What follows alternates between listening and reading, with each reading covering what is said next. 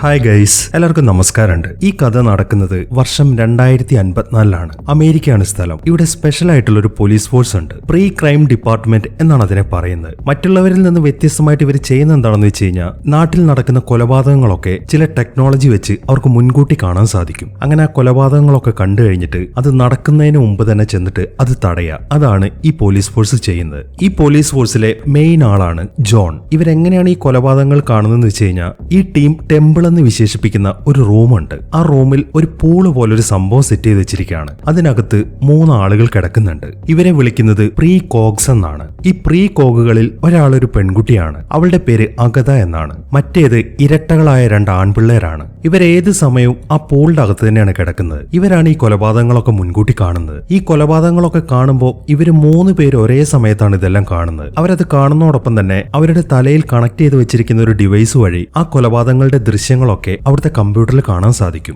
ഏത് സമയത്താണ് ആ കൊലപാതകം നടക്കാൻ പോകുന്നത് എന്ന കാര്യം മാത്രമേ കാണത്തുള്ളൂ. ബാക്കിയുള്ള സ്ഥലവും കാര്യങ്ങളൊക്കെ പോലീസുകാരെ കണ്ടുപിടിക്കണം. അങ്ങനെയാണ് അവർ ആ കൊലപാതകങ്ങളൊക്കെ തടയുന്നത്. ഇനിയിപ്പോൾ ഒരു കൊലപാതകം നടന്നു എന്ന് വിചാരിക്കുക. അങ്ങനെ വരുമ്പോൾ അവിടെ വേറൊരു ഡിവൈസ് വെച്ചിട്ടുണ്ട്. അതിൽ മരത്തിന്റെ കട്ടകളാണ് ഇരിക്കുന്നത്. ആ പ്രീ കോഗുകൾ കൊലപാതകം കണ്ടു കഴിഞ്ഞാൽ ഓട്ടോമാറ്റിക് ആയിട്ട് തന്നെ ഒരു ലേസർ വഴി ആ മരക്കട്ടകളൊക്കെ കട്ടാവാൻ തുടങ്ങും. അങ്ങനെ 2 ബോളുകളാണ് ക്രിയേറ്റ് ആവുക. ഈ 2 ബോളുകളും 2 ട്യൂബുകൾ വഴി താഴേക്ക് വീഴും. അതിലൊരു ബോൾ ചെന്ന് വീഴുന്നത് ആരാണ് മരിക്കാൻ പോകുന്നത് എന്ന് കാണിക്കുന്ന ഒരു സ്ഥലത്തേക്കാണ്. മറ്റേ ബോൾ ചെന്ന് വീഴുന്നത് ആരാണ് കൊല്ലാൻ പോകുന്നത് എന്ന് കാണിക്കുന്ന ഒരു സ്ഥലത്തേക്കാണ്. ഈ 2 ബോളുകളിലും മരിക്കാൻ പോകുന്ന ആളിന്റെ പേരും ഉണ്ടാവും, ആരാണ് കൊല്ലാൻ പോകുന്നത് അയാളുടെ പേരും ഉണ്ടാവും. ഇത് സാധാരണ ബ്രൗൺ കളറിലുള്ള ബോളാണ് വരിക. അതിന്റെ അർത്ഥം ഈ കൊലപാതകം മുൻകൂട്ടി പ്ലാൻ ചെയ്തതാണെന്നാണ്. അതായത് അവർക്കത് തടയാൻ ചിലപ്പോൾ ഒരു 4 ദിവസത്തോളം സമയം കിട്ടും. എന്നാൽ ചില കൊലപാതകങ്ങളുണ്ട് വികാരങ്ങളുടെ പുറത്ത് പെട്ടെന്ന് ചെയ്യുന്നത്. അങ്ങനെയുള്ള കൊലപാതകങ്ങളും ഈ പ്രീ കോഗുകൾക്ക് കാണാൻ സാധിക്കും. പക്ഷെ ആ കൊലപാതകം നടക്കുന്നതിന്റെ വളരെ കുറച്ച് മിനിറ്റുകൾക്ക് മുന്നേ മാത്രമേ അവർക്കത് പ്രിഡിക്റ്റ് ചെയ്യാൻ സാധിക്കത്തുള്ളൂ. മാത്രമല്ല അങ്ങനെയുള്ള ഒരു കൊലപാതകമാണെങ്കിൽ ഒരു റെഡ് ബോൾ ആയിരിക്കും വരിക. ഇങ്ങനെയാണ് ഈ സിസ്റ്റം വർക്ക് ചെയ്യുന്നത്. അങ്ങനെ സിനിമ തുടങ്ങുമ്പോൾ തന്നെ ഒരു കൊലപാതകമാണ് കാണിക്കുന്നത്. ഒരാൾ ഒരു പെണ്ണിനെ കത്തിവെച്ച് കുത്തിക്കൊല്ലാണ്. അതിന്റെ കാരണം അയാൾ ജോലിക്ക് പോയ സമയത്ത് അയാളുടെ ഭാര്യ വേറൊരുത്തനെ വീട്ടിലേക്ക് വിളിച്ച് കയറ്റി. അയാൾക്ക് സംശയമുള്ളതുകൊണ്ട് അയാൾ ആ വീട്ടിൽ തന്നെ നിൽക്കുകയായിരുന്നു. അങ്ങനെ അയാൾ അതൊക്കെ നേരിട്ട് കാണാണ്. അതായത് ദേഷ്യത്തിന്റെ പുറത്ത് പെട്ടെന്ന് അയാളുടെ ഭാര്യയെ കൊല്ലാൻ തീരുമാനിക്കുകയാണ്. അത് കണ്ട ഉടനെ തന്നെ അവർക്ക് അതിന്റെ വിഷ്വൽസും കിട്ടുന്നുണ്ട്. പക്ഷെ റെഡ് കളറുള്ള ബോളാണ് വന്നിരിക്കുന്നത്. അതുകൊണ്ട് തന്നെ വളരെ കുറച്ച് സമയമേ അവർക്കുള്ളൂ, ഒരു അരമണിക്കൂറോളം. അതിനു മുമ്പ് തന്നെ എവിടെ വെച്ചിട്ടാണ് ആ കൊലപാതകം നടന്നു എന്ന് കണ്ടുപിടിക്കണം. അതിനുള്ള ശ്രമങ്ങളാണ് ജോൺ ഇപ്പോൾ നടത്തിക്കൊണ്ടിരിക്കുന്നത്. അങ്ങനെ ആ സെർച്ചിങ്ങിൽ ആളുകളെയൊക്കെ ജോൺ ഐഡന്റിഫൈ ചെയ്തിട്ടുണ്ട്. പക്ഷെ എവിടെയാണ് സ്ഥലം എന്ന കാര്യം മാത്രം അവന് പിടുത്തം കിട്ടിയിട്ടില്ല. അങ്ങനെ കുറച്ച് സമയത്തെ സെർച്ചിന് ശേഷമാണ് അവനൊരു പ്രത്യേക കാര്യം ശ്രദ്ധിക്കുന്നത്. ഒരു ഫോട്ടോയിൽ ഒരാൾ നിൽക്കുന്നുണ്ട്. ഇയാളെയാണ് ആ പെണ്ണ് വീട്ടിലേക്ക് വിളിച്ചു കയറ്റാൻ പോകുന്നത്. അയാളുടെ പുറകിലായിട്ട് ഒരു ചെറിയ പയ്യനും ഉണ്ട്. ആദ്യം വരുന്ന ഇമേജിൽ ആ പയ്യൻ അയാളുടെ ഇടതുഭാഗത്താണ് ഇരിക്കുന്നത്. എന്നാൽ രണ്ടാമത് വരുന്ന ഇമേജിൽ ആ പയ്യൻ അയാളുടെ വലതുഭാഗത്താണ്. അതിൽ നിന്നും ആ പയ്യൻ എന്തിലോ നിന്ന് കറങ്ങിക്കൊണ്ടിരിക്കുകയാണ് എന്ന കാര്യം ജോണിന് മനസ്സിലായി. അങ്ങനെ കറങ്ങുന്ന സാധനങ്ങളുള്ളത് പാർക്കുകളിലാണ്. അങ്ങനെ ആ കറങ്ങുന്ന സാധനങ്ങളുള്ള പാർക്ക് അമേരിക്കയിൽ എവിടേക്കാണുള്ളത് എന്നൊക്കെ അവർ പെട്ടെന്ന് തന്നെ ചെക്ക് ചെയ്യാൻ തുടങ്ങി. അതിനുശേഷം ആ സ്ഥലം ഐഡന്റിഫൈ ചെയ്തിട്ട് ജോണും ടീമും വേഗം തന്നെ ആ സ്ഥലത്തേക്ക് പോവാണ്. ഈ സമയമാകുമ്പോഴേക്കും ആ വ്യക്തി അയാളുടെ വൈഫിനെയും അവളുടെ കാമുകനെയും കൈയോടെ പിടിച്ചിട്ടുണ്ട്. അവളെ കൊല്ലാനുള്ള ശ്രമത്തിലാണ് അയാൾ. അപ്പോഴേക്കും പ്രീ ക്രൈമിന്റെ മുഴുവൻ ടീമും അങ്ങോട്ട് ചെല്ലാണ്. അതിനുശേഷം ജോൺ പെട്ടെന്ന് തന്നെ അയാളെ അറസ്റ്റ് ചെയ്യുന്നു. ഇനി കൊലപാതകം ചെയ്യാൻ പോകുന്ന ആളെ അറസ്റ്റ് ചെയ്ത് കഴിഞ്ഞാൽ ജോണും ടീമും അവരുടെ സ്ഥലത്തേക്ക് കൊണ്ടുവന്നിട്ട് അവരെ പ്രത്യേകമായിട്ടുള്ള ഒരു ജയിലിൽ അടയ്ക്കുകയാണ് ചെയ്യുക. അറസ്റ്റ് ചെയ്യുന്നതിന് മുമ്പേ അയാളുടെ കണ്ണ് മൊത്തം സ്കാൻ ചെയ്യും. പിന്നീടുള്ള റെഫറൻസിന് വേണ്ടിയിട്ടാണത്. അങ്ങനെ ആ സ്കാനിങ്ങും കാര്യങ്ങളൊക്കെ കഴിഞ്ഞിട്ട് ഉടനെ തന്നെ ജോണും ടീമും അയാളെ അറസ്റ്റ് ചെയ്തുകൊണ്ട് അവിടെ നിന്ന് പോവുകയാണ്. അങ്ങനെ അന്ന് രാത്രി ജോൺ അവന്റെ വീട്ടിലെത്തി. ഈ ജോണിനൊരു മകനുണ്ടായിരുന്നു. ഷോൺ എന്നായിരുന്നു അവന്റെ പേര്. 5 വർഷങ്ങൾക്ക് മുമ്പ് അവനെ കാണാതായതാണ്.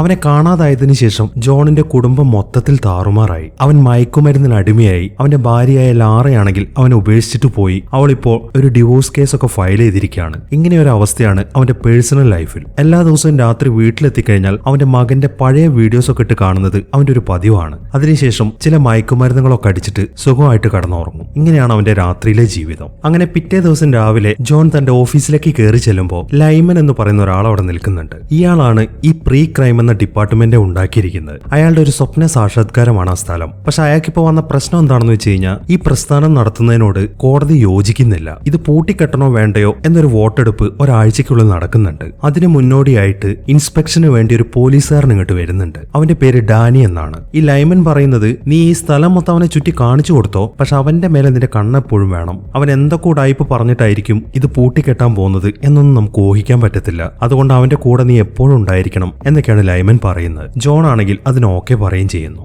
അങ്ങനെ ഡാനിയുമായിട്ട് ജോണും അവന്റെ ടീമും കൂടെ ഒരു മീറ്റിംഗ് നടക്കുകയാണ്. ഡാനി ആദ്യം ചോദിക്കുന്നത് എന്താണെന്ന് വെച്ച് കഴിഞ്ഞാൽ, നിങ്ങൾ ഈ അറസ്റ്റ് ചെയ്യുന്ന ആളുകളൊക്കെ ശരിക്കും പറഞ്ഞ നിരപരാധികളല്ല എന്നാണ്. അത് കേൾക്കുമ്പോൾ ഇപ്പോൾ ജോൺ അതിന് മറുപടി പറയുന്നില്ല. അതിനു പകരം അവനൊരു ബോൾ എടുത്തിട്ട് അതിലെ ഉരുട്ടി വിടാണ്. അത് താഴെ വീഴാൻ പോകുന്നതിന് മുമ്പ് തന്നെ ഡാനി അതിൽ കയറി പിടിക്കുകയും ചെയ്യുന്നു. അത് കാണുമ്പോൾ നീ ഇപ്പൊ എന്തിനാണ് ആ ബോൾ പിടിച്ചത് ജോൺ ചോദിക്കുന്നു. അത് താഴെ വീഴാതിരിക്കാനാണ് ഞാൻ പിടിച്ചത് എന്നാണ് ഡാനി പറയുന്നത്. അത് കേൾക്കുമ്പോൾ ഓക്കെ, നീ അത് പിടിച്ചു, നീ അതിന്റെ ഫ്യൂച്ചർ മാറ്റി, പക്ഷെ നീ അത് പിടിച്ചിട്ടില്ലായിരുന്നെങ്കിൽ അത് താഴെ വീണ് പോയേനെ. ഇതേപോലെ തന്നെയാണ് ഈ കൊലപാതകങ്ങളുടെ കാര്യം. ഞങ്ങൾ അവരെ തടഞ്ഞിട്ടില്ലായിരുന്നെങ്കിൽ അവർ ഉറപ്പായിട്ട് ആ കൊലപാതകം ചെയ്യും. അതുകൊണ്ടാണ് ഞങ്ങൾ അവരെ അറസ്റ്റ് ചെയ്യുന്നത്. യഥാർത്ഥത്തിൽ പറഞ്ഞ അവർ ശരിക്കും കൊലപാതകികൾ തന്നെയാണ് എന്നൊരു വിശദീകരണമാണ് ജോൺ അവന് കൊടുക്കുന്നത്. അത് കേൾക്കുമ്പോൾ ഓക്കെ, അങ്ങനെയാണെങ്കിൽ ഞാനൊരു കാര്യം ചോദിക്കട്ടെ, നിങ്ങളുടെ പ്രീകോക്കുകൾ ഇപ്പോൾ ഫ്യൂച്ചറിൽ നടക്കുന്ന ഒരു കൊലപാതകം കണ്ടു, പക്ഷെ നിങ്ങൾ അവരെ പിടിക്കാൻ ചെല്ലുന്നതിന് മുമ്പേ എന്തെങ്കിലും ഒരു കാരണം മൂലം ആ കൊല്ലുന്ന ആള് കൊല്ലുന്നില്ലാന്ന് തീരുമാനിച്ചാലോ, അപ്പൊ നിങ്ങൾ എന്ത് ചെയ്യും? അയാൾ ചോദിക്കുന്നു. അത് കേൾക്കുമ്പോൾ എന്തിനാണ് ഇങ്ങനെ കോംപ്ലിക്കേറ്റഡ് ആക്കുന്നത്? ഈ പ്രീകോക്കുകൾ കൊലപാതകം കാണുന്നുണ്ടെങ്കിൽ അത് ഉറപ്പായിട്ടും നടക്കും. അതിൽ കൊലപാതകിക്ക് ഒരു മാനസാന്തരം ഉണ്ടാവത്തില്ല എന്നാണ് ജോൺ അതിന് മറുപടി പറയുന്നത്. അടുത്തതായിട്ട് ഡാനി ചോദിക്കുന്നത് അയാൾക്ക് ആ ടെമ്പിള് കാണണമെന്നാണ്. ആ പ്രീകോക്കുകളെ ഒരു സ്ഥലത്ത് കിടത്തിയിട്ടുണ്ടല്ലോ, ആ സ്ഥലത്തിനെയാണ് ടെമ്പിൾ എന്ന് പറയുന്നത്. പക്ഷെ പ്രശ്നം എന്താണെന്ന് വെച്ച് കഴിഞ്ഞാൽ അതിനകത്തേക്ക് ആർക്കും പ്രവേശനമില്ല. ഈ ജോൺ പോലും അതിനകത്തേക്ക് പോയിട്ടില്ല. അതിനകത്ത് ആകെ പോവാറുള്ളത് വാലി എന്ന് പറയുന്ന ഒരുത്തനാണ്. അവനാണ് ആ പ്രീകോക്കുകൾക്ക് വേണ്ട കാര്യങ്ങളൊക്കെ ചെയ്തു കൊടുക്കുന്നത്. പക്ഷെ ഇത് നിയമപ്രശ്നമായതുകൊണ്ട് തന്നെ അതിനകത്തേക്ക് കൊണ്ടുപോകാന്നല്ലാതെ ജോണിന് മറ്റൊരു വഴിയുമില്ല. അങ്ങനെ അവന്റെ ടീം വേഗം തന്നെ ഡാനിയും കൂട്ടി ആ ടെമ്പിളിന്റെ അകത്തേക്ക് പോവാണ്. അവിടെ എത്തിക്കഴിയുമ്പോൾ വാലി അവിടെ ഇരിക്കുന്നുണ്ട്. എങ്ങനെയാണ് അവിടുത്തെ പ്രവർത്തനങ്ങളൊക്കെ നടക്കുന്നത് എന്നൊക്കെ വാലി അവർക്ക് എക്സ്പ്ലെയിൻ ചെയ്ത് കൊടുത്തുകൊണ്ടിരിക്കുകയാണ്. അങ്ങനെ അവിടുത്തെ കാഴ്ചകളൊക്കെ കണ്ട് എല്ലാവരും പോയി കഴിയുമ്പോൾ ജോൺ ആണെങ്കിൽ അവിടെ തന്നെ നിൽക്കുകയാണ്. അവൻ ആദ്യമായിട്ടാണല്ലോ അങ്ങോട്ട് വരുന്നത്. അവരെന്താണ് അവിടെ ചെയ്യുന്നത് എന്നൊക്കെയാണ് അവൻ നോക്കിക്കൊണ്ട് നിൽക്കുന്നത്. പെട്ടെന്നാണ് അകത അവന്റെ കയ്യിൽ കയറി പിടിക്കുന്നത്. അതിനുശേഷം അവനോട് പതുക്കെ സംസാരിക്കാൻ തുടങ്ങി. നീ അത് കാണുന്നുണ്ടോ എന്നാണ് അവള് ചോദിക്കുന്നത്. ഈ സമയത്താണ് അവൻ മുകളിലേക്ക് നോക്കുന്നത്. അവര് കാണുന്ന ആ കാഴ്ചകളൊക്കെ മുകളിലാണ് തെളിഞ്ഞു വരിക. അവൻ നോക്കുമ്പോൾ ഒരു മനുഷ്യൻ ഒരു ലേഡിയെ വെള്ളത്തിൽ മുക്കിക്കൊല്ലുന്ന ഒരു ദൃശ്യമാണ് മുകളിൽ കാണുന്നത്. അത് കണ്ട് ഒന്നും മനസ്സിലാകാതെ നിൽക്കുകയാണ് അവൻ. ഈ സമയം അവൾ വെള്ളത്തിലേക്ക് വീഴുകയും ചെയ്യുന്നു. അപ്പോഴേക്കും വാലി അങ്ങോട്ട് ഓടി വരുന്നുണ്ട്. എന്താണ് സംഭവിച്ചത് എന്നാണ് അവൻ ചോദിക്കുന്നത്. അത് കേൾക്കുമ്പോൾ എനിക്കറിയത്തില്ല, അവൾ എന്നെ കയറി പിടിച്ചു, നിനക്ക് കാണുന്നുണ്ടോന്ന് ചോദിച്ചു. ഇങ്ങനെയാണ് ജോൺ അതിന് മറുപടി പറയുന്നത്. അത് കേൾക്കുമ്പോൾ നീ അത് വലിയ കാര്യമൊന്നും ആക്കണ്ട, പണ്ട് കണ്ട കൊലപാതകങ്ങളെ കുറിച്ചിട്ട് ഈ പ്രീകോക്കുകൾ വീണ്ടും സ്വപ്നം കാണാറുണ്ട്, അങ്ങനെ പറ്റിയതായിരിക്കും, അത് മൈൻഡ് ചെയ്യണ്ട എന്നാണ് വാലി അതിന് മറുപടി പറയുന്നത്. പക്ഷെ ജോൺ ആണെങ്കിൽ അവൻ ആ കണ്ട കാഴ്ചയെ കുറിച്ച് തന്നെ ചിന്തിച്ചുകൊണ്ട് നിൽക്കുകയാണ്. അങ്ങനെ അവൻ നേരെ പോകുന്നത് അവിടുത്തെ ജയിലിലേക്കാണ്. ഇതിനകത്താണ് അവർ അറസ്റ്റ് ചെയ്തുകൊണ്ട് വരുന്ന ആളുകളെയൊക്കെ സൂക്ഷിക്കുന്നത്. അവിടുത്തെ ജയിലറുടെ പേര് ഗിഡിയൻ എന്നാണ്. ജോൺ അങ്ങോട്ട് ചെന്ന ഉടനെ തന്നെ അവന് വേണ്ട കാര്യങ്ങളൊക്കെ പറയാൻ തുടങ്ങി. ഒരു സ്ത്രീയെ ഒരാൾ മുക്കിക്കൊല്ലുന്നുണ്ട്, അതിന്റെ വിഷ്വലാണ് അവന് കാണേണ്ടത് എന്നാണ് ജോൺ അയാളോട് പറയുന്നത്. അവിടെ കുറെ മുക്കിക്കൊല്ലുന്ന ദൃശ്യങ്ങളുണ്ട്, അതെല്ലാം അയാൾ കാണിക്കാൻ തുടങ്ങി. അതിൽ നിന്നും നേരത്തെ അഗത അവനെ കാണിച്ച വിഷ്വലാണ് അവൻ സ്റ്റോപ്പ് ചെയ്യാൻ പറയുന്നത്. ഈ ഒരു കേസ് എന്ന് പറയുന്നത് അവൻ ആ സ്ഥലത്ത് ജോലിക്ക് വരുന്നതിന് മുമ്പ് ഉണ്ടായ കേസാണ്. അങ്ങനെ അവൻ ആ വിഷ്വൽസ് ഒക്കെ ശരിക്കും പരിശോധിക്കാൻ തുടങ്ങി. അങ്ങനെ ആ ദൃശ്യങ്ങളൊക്കെ കണ്ടതിന് ശേഷം അവൻ ചോദിക്കുന്നത് ഇത് 3 പ്രീകോക്കുകളുടെ ഒരുമിച്ചുള്ള ദൃശ്യമാണെന്നാണ്. അത് കേൾക്കുമ്പോൾ 3 പേരും കൂടെ കണ്ടതാണ് ഈ ദൃശ്യം എന്നാണ് അയാൾ അതിന് മറുപടി പറയുന്നത്. അങ്ങനെയാണെങ്കിൽ അഗത മാത്രം കണ്ട ദൃശ്യം എനിക്ക് കാണാൻ സാധിക്കുമോ? അവൻ വീണ്ടും ചോദിക്കുന്നു. അത് കേൾക്കുമ്പോൾ അതിന് നമുക്ക് മറ്റൊരു സ്ഥലം വരെ പോണെന്നും പറഞ്ഞിട്ട് അയാൾ അവനെയും കൂട്ടി ആ ജയിലിന്റെ അകത്തേക്കാണ് ചെല്ലുന്നത്. അതിനകത്താണ് അവര് പിടിച്ചോണ്ട് വരുന്ന ആളുകളെയൊക്കെ സൂക്ഷിക്കുന്നത്. അവരെ എല്ലാവരെയും ബോധം കെടുത്തിയിട്ട് ഒരു ചേംബറിനകത്ത് ഇട്ട് വെച്ചിരിക്കുകയാണ്. ഗിഡിയൻ ജോണിനെ കൊണ്ടുവന്നത് ആ സ്ത്രീയെ മുക്കിക്കൊല്ലാൻ ശ്രമിച്ച ആളുടെ അടുത്തേക്കാണ്. ആ സ്ത്രീയുടെ പേര് ആൻ ലൈവ്ലി എന്നാണ്. പക്ഷെ അവളെ മുക്കിക്കൊല്ലാൻ ശ്രമിച്ച ആളുടെ പേര് അവർക്ക് അറിയത്തില്ല. അയാൾ ഇപ്പോഴും അജ്ഞാതനാണ് എന്നാണ് ഗിഡിയൻ പറയുന്നത്. അയാൾ ഇപ്പോഴും അജ്ഞാതനായിട്ട് തുടരുന്നതിന്റെ കാരണം എന്താണെന്ന് വെച്ച് കഴിഞ്ഞാൽ അവരയാളുടെ കണ്ണൊക്കെ സ്കാൻ ചെയ്ത് നോക്കിയിട്ടുണ്ടായിരുന്നു. പക്ഷെ താൻ ആരാണെന്ന് അറിയാതിരിക്കാൻ വേണ്ടി അയാൾ അയാളുടെ കണ്ണ് മാറ്റി വെച്ചിരിക്കുകയാണ്. അതുകൊണ്ടാണ് അവർക്ക് അയാളെ തിരിച്ചറിയാൻ സാധിക്കാത്തത്. അങ്ങനെ അയാളെ അവിടെ തടവിലാക്കുമ്പോൾ അയാൾ ചെയ്ത ക്രൈമിന്റെ ദൃശ്യം കൂടെ അവിടെ വെച്ചിട്ടുണ്ട്. പക്ഷെ ആ ദൃശ്യം പ്ലേ ചെയ്യുമ്പോൾ അവർ നേരത്തെ കണ്ട അതേ വിഷ്വൽസ് ആണ്. അതായത് അഗതയും ഇരട്ടകളും കൂടെ കണ്ട അതേ ദൃശ്യം. അത് കാണുമ്പോൾ എനിക്ക് ഇതല്ല കാണേണ്ടത്, അഗത മാത്രം കണ്ട ദൃശ്യം കിട്ടാൻ എന്താണ് വഴി? ജോൺ വീണ്ടും ചോദിക്കുന്നു. അഗത മാത്രം കണ്ട ദൃശ്യം ഗിഡിയൻ അവിടെ സെർച്ച് ചെയ്യുന്നുണ്ട്. പക്ഷെ ആ ഒരു ഫയല് മാത്രം മിസ്സിംഗ് ആണ്. അവര് 3 പേരും കണ്ട ദൃശ്യമുണ്ട്, പിന്നെ ഇരട്ടകൾ കണ്ട വേറെ 2 ദൃശ്യങ്ങളും ഉണ്ട്. പക്ഷെ അഗതയുടേത് മാത്രം മിസ്സിംഗ് ആണ്. ഒരുപക്ഷെ അത് വല്ല ഗ്ലിച്ചുമായിരിക്കാം എന്നാണ് ഗിഡിയൻ പറയുന്നത്. ഓക്കെ, അങ്ങനെയാണെങ്കിൽ ഈ ആൻ ലൈവ്ലി എന്ന ഈ സ്ത്രീയെ കുറിച്ച് നിങ്ങൾക്ക് എന്താണ് പറയാനുള്ളത്? അവളെ കുറിച്ച് എന്ത് പറയാനാണ്? അവരൊരു മയക്കുമരുന്നിന്റെ അടിമയായിരുന്നു, പിന്നീട് ഏതോ ക്ലിനിക്കിലൊക്കെ ചെന്നിട്ട് അവർ നോർമലായിട്ട് വന്നതാണ് എന്നാണ് അയാൾ പറയുന്നത്. അങ്ങനെയാണെങ്കിൽ അവരിപ്പോൾ എവിടെയാണ് താമസിക്കുന്നത്? ജോൺ വീണ്ടും ചോദിക്കുന്നു. പക്ഷെ അതിനെക്കുറിച്ചിട്ടുള്ള ഡീറ്റെയിൽസ് ഒന്നും അവിടെ ഇല്ല. ആ ഫയലുകൾ അവിടെ നിന്ന് മിസ്സിംഗ് ആണ്. അതും ഒരു ഗ്ലിച്ച് ആവാനാണ് സാധ്യത എന്നാണ് ഗിഡിയൻ പറയുന്നത്. ഈ കാര്യങ്ങളൊന്നും ജോണിന് അങ്ങോട്ട് ഉൾക്കൊള്ളാൻ സാധിക്കുന്നില്ല. അതുകൊണ്ട് തന്നെ ആൻ ലൈവ്ലിയെ മുക്കിക്കൊല്ലാൻ ശ്രമിക്കുന്ന ആ വിഷ്വൽസിന്റെ കോപ്പി എടുത്തിട്ടാണ് ജോൺ അവിടെ നിന്ന് തിരിച്ചു പോകുന്നത്. അങ്ങനെ അവൻ ആ കോപ്പിയും കൊണ്ട് നേരെ പോകുന്നത് ലൈമനെ കാണാൻ വേണ്ടിയിട്ടാണ്. ശരിക്കും പറഞ്ഞു കഴിഞ്ഞാൽ ജോൺ തന്റെ ഫാദറിനെ പോലെ കാണുന്ന ഒരാളാണ് ഈ ലൈമൺ എന്ന് പറയുന്നത്. അവന്റെ മുഴുവൻ ഫാമിലി കാര്യങ്ങളും അയാൾക്ക് നന്നായിട്ട് അറിയാം. അതുകൊണ്ട് തന്നെ അവൻ എന്ത് തീരുമാനങ്ങൾ എടുക്കുമ്പോഴും അയാളുടെ അടുത്ത് ഡിസ്കസ് ചെയ്തിട്ടാണ് കാര്യങ്ങളൊക്കെ ചെയ്യുന്നത്. ഇതിപ്പോ അയാളുടെ സ്ഥാപനം ആയതുകൊണ്ട് തന്നെ അവിടെ അങ്ങനെ ഒരു പ്രശ്നം നടന്നിട്ടുണ്ട് എന്ന കാര്യം അയാളെ തന്നെ അറിയിക്കണമല്ലോ. അതുകൊണ്ടാണ് പെട്ടെന്ന് തന്നെ അവൻ അയാളെ കാണാൻ ചെന്നിരിക്കുന്നത്. അതിനുശേഷം ഈ ആൻ ലൈവ്ലി എന്ന സ്ത്രീയുടെ കാര്യങ്ങളൊക്കെ പറയാൻ തുടങ്ങി. അകത കണ്ട ദൃശ്യം മാത്രം അവിടെ നിന്ന് മിസ്സായിട്ടുണ്ട്, മാത്രമല്ല ഈ സ്ത്രീയുടെ ഫയലുകൾ അവിടെ കാണുന്നില്ല എന്നൊക്കെയാണ് അവൻ ഇപ്പോൾ അയാളോട് പറയുന്നത്. അയാളാണെങ്കിൽ സംശയത്തോടെ അതൊക്കെ നോക്കിക്കൊണ്ടിരിക്കുകയാണ്. എങ്ങനെയാണ് അതൊക്കെ മിസ്സായത് എന്ന കാര്യം അയാൾക്കും മനസ്സിലായിട്ടില്ല. അങ്ങനെ കുറച്ച് സമയങ്ങൾ കൂടെ കഴിഞ്ഞു. ആ പ്രീ കോക്കുകൾ ഇപ്പോ വീണ്ടും ഒരു മർഡർ കൂടെ കാണുകയാണ്. അതിനെ തുടർന്ന് ആ മരിച്ച വ്യക്തിയുടെ പേരെഴുതിയ ബോള് താഴേക്ക് വീഴുന്നുണ്ട്. ലിയോ ക്രോ എന്നാണ് മരിച്ച വ്യക്തിയുടെ പേര്. ജെഡ് എന്ന് പറയുന്ന ഒരാളിപ്പോൾ ആ വിഷ്വൽസ് ഒക്കെ നോക്കിക്കൊണ്ട് നിൽക്കുകയാണ്. അതിനിടയിലാണ് ജോൺ അങ്ങോട്ട് വരുന്നത്. അവനെ കാണുമ്പോൾ ജെഡ് ആ കാര്യങ്ങളൊക്കെ അവനോട് പറയാൻ തുടങ്ങി. ലിയോ ക്രോ എന്ന പേരിൽ ഒരാളാണ് മരിച്ചിരിക്കുന്നത്. വല്ലാതെ ധൃതി കാണിക്കേണ്ട, ബ്രൗൺ ബോളാണ് വന്നിരിക്കുന്നത്. അതുകൊണ്ട് തന്നെ നമുക്കിത് അന്വേഷിക്കാൻ കുറച്ച് സമയം ബാക്കിയുണ്ട് എന്നൊക്കെയാണ് ജെഡ് പറയുന്നത്. അതിനുശേഷം അയാളുടെ കമ്പ്യൂട്ടറിന്റെ അടുത്തേക്ക് ചെല്ലുന്നു. ഈ സമയം ജോൺ വേഗം അങ്ങോട്ട് വന്നിട്ട് ആ വിഷ്വൽസ് ഒക്കെ ചെക്ക് ചെയ്യാൻ തുടങ്ങി. ആ ചെക്കിങ്ങിന്റെ ഇടയിലാണ്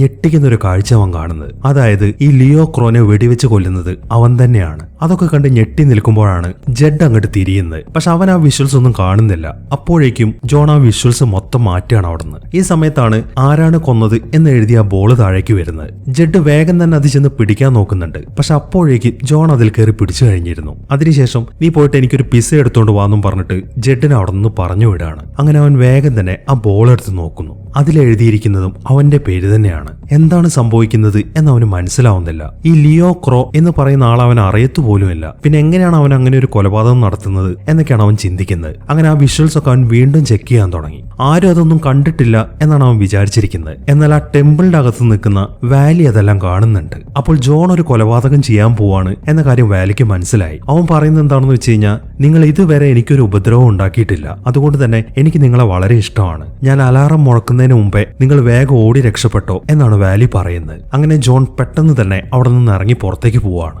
അങ്ങനെ അവൻ വേഗം തന്നെ ഒരു കാറിൽ കയറി അവിടെ നിന്ന് പോകാൻ തുടങ്ങി. അതിനിടയിൽ അവൻ ലെമാറിനെ വിളിക്കുന്നുണ്ട്. അതിനുശേഷം ഉണ്ടായ കാര്യങ്ങളൊക്കെ പറയാൻ തുടങ്ങി. അവന് സംശയമുള്ളത് ആ ഡാനിയാണ്. അവരുടെ ആ പ്രസ്ഥാനം റോങ് ആണെന്ന് കാണിക്കാൻ വേണ്ടി അവൻ എന്തോ ഉടായ്പ് കാണിച്ചിട്ടുണ്ട്, നിങ്ങൾ അതിനെക്കുറിച്ചൊന്ന് അന്വേഷിക്കണം എന്നൊക്കെയാണ് അവൻ ലെമാറിന്റെ അടുത്ത് പറയുന്നത്. അതെല്ലാം കേൾക്കുമ്പോൾ അതൊക്കെ ഞാൻ നോക്കിക്കോളാം, നീ ഒരു കാരണവശാലും പിടികൊടുക്കാതെ നോക്കണം എന്നാണ് ലെമാർ അതിന് മറുപടി പറയുന്നത്. പക്ഷെ അയാൾ അത് പറഞ്ഞു തീരുമ്പോഴേക്കും അവന്റെ വണ്ടി അവിടെ സ്റ്റോപ്പ് ആവുകയാണ്. അത് ഓട്ടോമാറ്റിക് ആയിട്ട് തന്നെ ഇപ്പോൾ തിരിച്ച് അവന്റെ ഓഫീസിലേക്ക് തന്നെയാണ് പോകുന്നത്. അവരവിടെ നിന്നും അവന്റെ വണ്ടി അങ്ങോട്ട് തിരിച്ചു വിളിച്ചതാണ്. അവൻ അവിടേക്ക് ചെന്ന് കഴിഞ്ഞാൽ ഒരിക്കലും അവൻ രക്ഷപ്പെടാൻ പോകുന്നില്ല. അതുകൊണ്ട് തന്നെ അവൻ പെട്ടെന്ന് ആ വണ്ടിയുടെ ഗ്ലാസ് ഒക്കെ പൊളിച്ചിട്ട് അതിന്റെ മുകളിലൂടെ ചാടി ചാടി പോകാൻ തുടങ്ങി. കുറെ പോയതിനു ശേഷം അവൻ പെട്ടെന്ന് ഒരു ഫ്ളാറ്റിന്റെ അകത്തേക്ക് കയറുകയാണ്. ഈ സമയം തന്നെ ഡാനിയും മറ്റൊരു ഓഫീസറും കൂടെ ലെമാറിന്റെ അടുത്തേക്ക് എത്തിയിട്ടുണ്ട്. ഈ ജോൺ കഴിഞ്ഞു കഴിഞ്ഞാൽ അവരുടെ ലീഡർ സ്ഥാനത്ത് നിൽക്കുന്ന ആളാണ് ഇപ്പോൾ ഡാനിയുടെ കൂടെയുള്ള ആള്. അയാളുടെ പേര് ഫ്ലെച്ചർ എന്നാണ്. അങ്ങനെ ഡാനി വന്നിട്ട് ലെമാറിനെ ചോദ്യം ചെയ്യാൻ തുടങ്ങി. ഈ ലെമാറും ജോണും തമ്മിൽ നല്ല അടുപ്പത്തിലാണ് എന്ന കാര്യം ഡാനിക്ക് അറിയാം. അതുകൊണ്ട് തന്നെയാണ് അവൻ മിസ്സായ ഉടനെ തന്നെ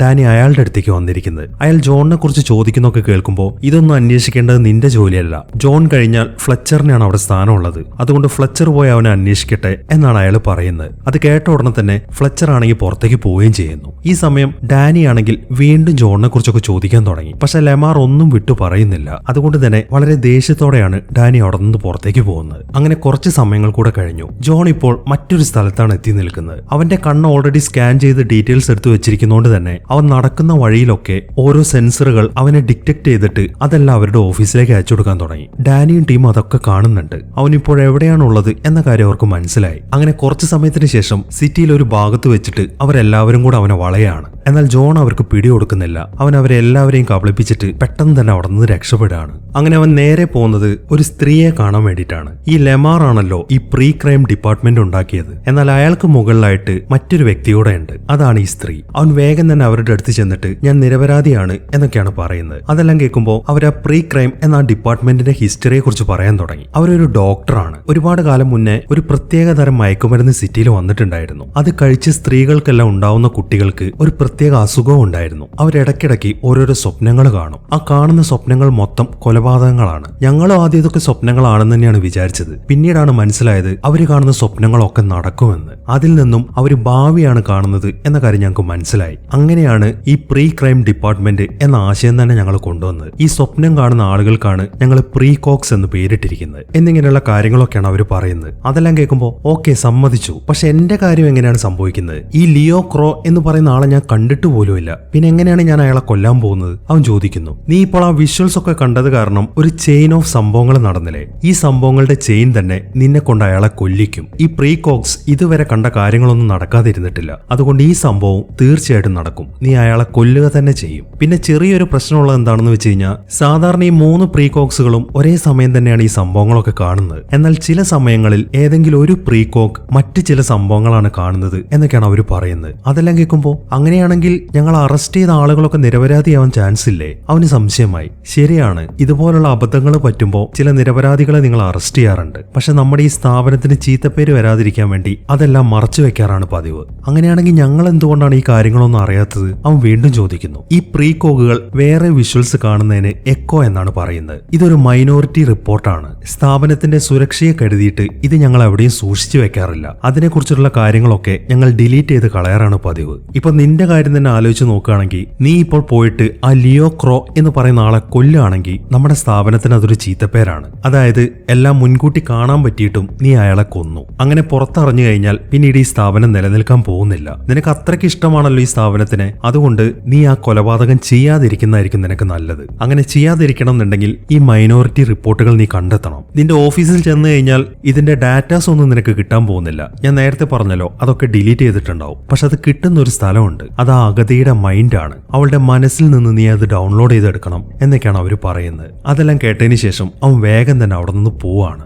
ഇതേ സമയം തന്നെ ഡാനിയും ടീമും ആ പ്രീ ക്രൈം ഡിപ്പാർട്ട്മെന്റിലാണ് നിൽക്കുന്നത്. അവരാണെങ്കിൽ ആ നടന്ന സംഭവങ്ങളൊക്കെ പരിശോധിച്ചുകൊണ്ട് നിൽക്കുകയാണ്. ഈ ലിയോക്രോനെ കൊല്ലുന്ന സമയത്ത് 3 ആളുകൾ അവിടെ നിൽക്കുന്നുണ്ട്. അതിലൊന്ന് ജോൺ ആണ്. പിന്നെ വേറെ 2 പേരുണ്ട്. അതിലൊരാൾ ജനലിന്റെ അപ്പുറത്തായിട്ടാണ് നിൽക്കുന്നത്. പക്ഷെ അതൊന്നും ആരാണെന്ന് അവർക്ക് ഐഡന്റിഫൈ ചെയ്യാൻ സാധിച്ചിട്ടില്ല. അങ്ങനെ അതൊക്കെ ഒന്ന് ചെക്ക് ചെയ്തതിന് ശേഷം ഡാനി അവരോട് സംസാരിക്കാൻ തുടങ്ങി. എന്തായാലും നമുക്കിനി 22 മണിക്കൂർ സമയമുണ്ട്. അതുവരെ അവൻ അയാളെ കൊല്ലാൻ പോകുന്നില്ല. അതിനുള്ളിൽ നമുക്ക് അവനെ കണ്ടെത്തണം. ഇത്തവണ നമുക്ക് സ്പൈഡേഴ്സിനെ ഉപയോഗിക്കാം എന്നാണ് അയാൾ പറയുന്നത്. ഇതേ സമയം ജോൺ ആണെങ്കിൽ നേരെ ചെല്ലുന്നത് അവന്റെ ഫ്രണ്ടായ എഡ്ഡിയെ കാണാൻ വേണ്ടിയിട്ടാണ്. ഈ എഡ്ഡി എന്ന് പറയുന്നത് ഒരു സർജനാണ്. ഇല്ലീഗലായിട്ടാണ് അയാളുടെ പരിപാടി. കണ്ണ് മാറ്റിവെക്കലാണ് അയാൾ ചെയ്തുകൊണ്ടിരിക്കുന്നത്. ജോണിനെ സംബന്ധിച്ചിട്ട് അവന്റെ ഇപ്പോഴത്തെ കണ്ണ് വെച്ചിട്ട് അവൻ എവിടെ ഇറങ്ങി നടക്കാൻ പറ്റത്തില്ല. അത് സ്കാൻ ചെയ്ത് ഉടനെ തന്നെ ആ പ്രീ ക്രൈമിൽ ആളുകൾ അവന്റെ അടുത്തെത്തും. അതുകൊണ്ട് തന്നെ അവന്റെ കണ്ണ് മാറ്റിവെക്കാനാണ് അവനിപ്പോൾ അങ്ങോട്ട് ചെന്നിരിക്കുന്നത്. എഡ്ഡി ആണെങ്കിൽ വേഗം തന്നെ അതിന്റെ പ്രൊസീജിയറൊക്കെ ആരംഭിച്ചിട്ടുണ്ട്. കുറച്ച് സമയത്തെ സർജറിക്കൊക്കെ ശേഷം എഡ്ഡി വളരെ സക്സസ്ഫുൾ ആയിട്ട് തന്നെ അവന്റെ കണ്ണൊക്കെ മാറ്റിവെക്കുകയാണ്. അങ്ങനെ ആ സർജറി ഒക്കെ കഴിഞ്ഞിട്ട് എഡ്ഡി ജോണിന്റെ അടുത്ത് സംസാരിക്കാൻ തുടങ്ങി. നിനക്കിനി 12 മണിക്കൂർ സമയമുണ്ട്. അതിനുള്ളിൽ നിന്റെ ഈ കെട്ടഴിക്കരുത്. അങ്ങനെ അഴിച്ചു കഴിഞ്ഞാൽ നീ അന്ധനായി പോവും. 12 മണിക്കൂർ കഴിയുമ്പോഴേക്കും നിന്റെ ഈ കണ്ണൊക്കെ സെറ്റ് ആയിട്ടുണ്ടാവും. പിന്നെ ഞങ്ങൾ ഇനി ഇവിടെ നിൽക്കുന്നില്ല, ഞങ്ങൾ പോവാണ്. നിനക്ക് വേണ്ട സാധനങ്ങളൊക്കെ ഈ റൂമിൽ തന്നെ ഉണ്ട്. പിന്നെ നീ എന്റെ ഒരു ഫ്രണ്ട് ആയതുകൊണ്ട് നിനക്ക് ഞാൻ മറ്റൊരു ഡിവൈസും കൂടെ തരാം. നിനക്ക് ആവശ്യം വരുമ്പോൾ ഇത് നിന്റെ താടിയലിലേക്ക് ഇഞ്ചക്ട് ചെയ്താൽ മതി. അപ്പൊ നിന്റെ മുഖത്തിന്റെ ഷേപ്പും കൂടെ മാറിക്കിട്ടും. അങ്ങനെ വരുമ്പോൾ നിനക്ക് എവിടെ വേണമെങ്കിലും സുഖമായിട്ട് പോവാം എന്നൊക്കെ പറഞ്ഞിട്ട് ആ ഡിവൈസും കൂടെ അവന് കൊടുത്തിട്ടാണ് എഡ്ഡി അവിടെ നിന്ന് പോകുന്നത്. അങ്ങനെ ജോൺ വേഗം തന്നെ ചില മയക്കുമരുന്നുകളൊക്കെ അടിച്ചിട്ട് അവിടെ കിടന്ന് ഉറങ്ങാൻ തുടങ്ങി. ഈ സമയം അവൻ അവന്റെ മകനെ സ്വപ്നം കാണുന്നുണ്ട്. അതായത് ഒരു ദിവസം അവനും അവന്റെ മകനും കൂടെ സ്വിമ്മിംഗ് പൂളിൽ കളിച്ചുകൊണ്ടിരിക്കുകയാണ്. ആരാണ് കൂടുതൽ സമയം വെള്ളത്തിന്റെ അടിയിൽ നിൽക്കുന്നത് എന്നൊരു ഗെയിമാണ് അവർ കളിച്ചുകൊണ്ടിരിക്കുന്നത്. അങ്ങനെ കുറച്ചു സമയം വെള്ളത്തിൽ നിന്നതിന് ശേഷം ജോൺ പൊങ്ങി വരുമ്പോൾ അവന്റെ മകനെ കാണുന്നില്ല. എവിടെയൊക്കെ തെരഞ്ഞിട്ടും അവനെ കണ്ടുപിടിക്കാൻ സാധിച്ചിട്ടില്ല. അങ്ങനെ അവനെ കാണാതായിട്ട് ഇപ്പോ 5 വർഷമായിരിക്കുകയാണ്. ഈ കാഴ്ചകളൊക്കെയാണ് അവൻ ആ സ്വപ്നത്തിൽ കാണുന്നത്. അതോടൊപ്പം തന്നെ അവൻ ഞെട്ടി എഴുന്നേൽക്കുകയും ചെയ്യുന്നു. ഇതേ സമയം പ്രീ ക്രൈമിലെ ആളുകളൊക്കെ ആ ബിൽഡിങ്ങിന്റെ താഴെ വന്ന് പരിശോധിച്ചുകൊണ്ടിരിക്കുകയാണ്. ഞങ്ങൾ നിങ്ങളുടെ എല്ലാവരുടെയും റൂം പരിശോധിക്കുന്നുണ്ട് എന്നൊക്കെ അവർ മൈക്കിലൂടെ വിളിച്ചു പറയുന്നുണ്ട്. ജോണും ഈ കാര്യങ്ങളൊക്കെ കേൾക്കുകയാണ്. അതുകൊണ്ട് തന്നെ എങ്ങനെയെങ്കിലും അവിടെ മറഞ്ഞിരിക്കാനാണ് അവൻ ശ്രമിച്ചുകൊണ്ടിരിക്കുന്നത്. ഈ സമയം ആ ടീമിലുള്ള ആളുകൾ സ്പൈഡറിനെ പോലെ ഇരിക്കുന്ന കുറച്ച് ഡിവൈസുകളാണ് പുറത്തേക്ക് വിടുന്നത്. ഇവറ്റകളുടെ പ്രത്യേകത എന്താണെന്ന് വെച്ച് കഴിഞ്ഞാൽ ചൂടുള്ള ശരീരങ്ങളാണ് ആ സ്പൈഡേഴ്സ് തേടി കണ്ടുപിടിക്കുക. ഈ കാര്യങ്ങളൊക്കെ ജോണിനും അറിയാം. അതുകൊണ്ട് തന്നെ അവൻ വേഗം അവിടുത്തെ ഒരു ബാത്ത് ടബിൽ കുറെ ഐസുകൾ വാരി വാരിയിടാണ്. അതിനുശേഷം അതിന്റെ അടിയിൽ ശ്വാസം പിടിച്ച് കടക്കാൻ തുടങ്ങി. കുറച്ചു സമയം കഴിയുമ്പോൾ ആ സ്പൈഡേഴ്സ് അങ്ങോട്ടും വരുന്നുണ്ട്. അത് അവിടേക്ക് സെർച്ച് ചെയ്യുമ്പോഴേക്കും ജോൺ മുകളിലേക്ക് പൊങ്ങി വരാണ്. അങ്ങനെ ആ സ്പൈഡേഴ്സ് അവന്റെ കണ്ണ് സ്കാൻ ചെയ്യാൻ തുടങ്ങി. ഈ സമയമാകുമ്പോഴേക്കും അവന്റെ കണ്ണൊക്കെ അവന്റെ ശരീരത്തിൽ ഫിക്സ് ആയിട്ടുണ്ട്. അവറ്റകൾ ആ കണ്ണൊക്കെ സ്കാൻ ചെയ്ത് നോക്കുമ്പോൾ അത് ജോണിന്റെ കണ്ണല്ല എന്നാണ് കാണിക്കുന്നത്. അതുകൊണ്ട് തന്നെ ആ ഡിവൈസ് ഒക്കെ അവിടെ നിന്ന് തിരിച്ചു പോവാണ്. അങ്ങനെ കുറച്ച് സമയങ്ങൾ കൂടെ കഴിഞ്ഞു. ഡാനി ഇപ്പോ ആ വിഷ്വൽസ് ഒക്കെ വീണ്ടും ചെക്ക് ചെയ്തുകൊണ്ടിരിക്കുകയാണ്. കുറച്ച് സമയത്തെ ചെക്കിങ്ങിനൊക്കെ ശേഷമാണ് അവൻ വേറൊരു കാര്യം കൂടെ കണ്ടെത്തുന്നത്. ആ കൊലപാതകം നടക്കുന്ന സമയത്ത് മറ്റൊരാളും കൂടെ അവിടെ നിൽക്കുന്നുണ്ട്. ഗ്ലാസിൽ തെളിയുന്ന അയാളുടെ റിഫ്ലക്ഷൻ മാത്രമാണ് കാണുന്നത്. വളരെ സൂക്ഷ്മമായിട്ട് തന്നെ ഡാനി അതൊക്കെ പരിശോധിക്കാൻ തുടങ്ങി. ഈ സമയം ജോൺ ആണെങ്കിൽ അവരുടെ ആ ഓഫീസിന്റെ മുന്നിൽ എത്തിയിട്ടുണ്ട്. അവൻ ഉടനെ തന്നെ നേരത്തെ എഡ്ഡി കൊടുത്ത ഡിവൈസ് എടുത്തിട്ട് അവന്റെ താടിയലിൽ ഇഞ്ചക്ട് ചെയ്യാണ്. അതോടൊപ്പം തന്നെ അവന്റെ മുഖത്തിന്റെ ഷേപ്പ് ഒക്കെ മാറാൻ തുടങ്ങി. അങ്ങനെ അവൻ വേഗം തന്നെ ആ ബിൽഡിങ്ങിന്റെ അകത്തേക്ക് പ്രവേശിക്കുകയാണ്. ഈ സമയമാകുമ്പോഴേക്കും ഡാനി അത് ആരാണെന്ന് കണ്ടെത്തിയിട്ടുണ്ട്. അഗതയുടെ രൂപമാണ് അവൻ അതിൽ കാണുന്നത്. ടെമ്പിളിന്റെ അകത്ത് കിടക്കുന്ന അവൾ എങ്ങനെയാണ് ആ കൊലപാതകം നടക്കുന്ന സ്ഥലത്തേക്ക് എത്തിപ്പെടുന്നത് എന്നതിനെ കുറിച്ചിട്ടൊക്കെയാണ് അവൻ ഇപ്പോൾ ചിന്തിച്ചുകൊണ്ടിരിക്കുന്നത്. ഈ സമയമാകുമ്പോഴേക്കും ജോൺ അതിന്റെ അകത്തേക്ക് കയറിയിട്ടുണ്ട്. എടുത്തു മാറ്റിയ അവന്റെ പഴയ കണ്ണ് അവന്റെ കയ്യിലിരിക്കുന്നുണ്ട്. അത് വെച്ച് സ്കാൻ ചെയ്തിട്ടാണ് അവൻ ഓരോരോ റൂമിന്റെ അകത്തേക്ക് കയറുന്നത്. അങ്ങനെ അവൻ ടെമ്പിളിന്റെ അകത്തെത്തി. ഈ സമയം വാലി അവിടെ നിൽക്കുന്നുണ്ട്. അവൻ വേഗം ചെന്നിട്ട് വാലിയുടെ അടുത്ത് കാര്യം പറയാണ്. എനിക്ക് നിന്നെ ഉപദ്രവിക്കണമെന്ന് ഒരാഗ്രഹവും ഇല്ല. ഞാൻ അയാളെ കൊല്ലുന്ന ആ വിഷ്വൽസ് മാത്രം നീ എന്നെ കാണിച്ചാൽ മതി എന്നൊക്കെയാണ് അവൻ വാലിയുടെ അടുത്ത് പറയുന്നത്. അങ്ങനെ വാലി ആ വിഷ്വൽസ് ഒക്കെ കാണിക്കാൻ തുടങ്ങി.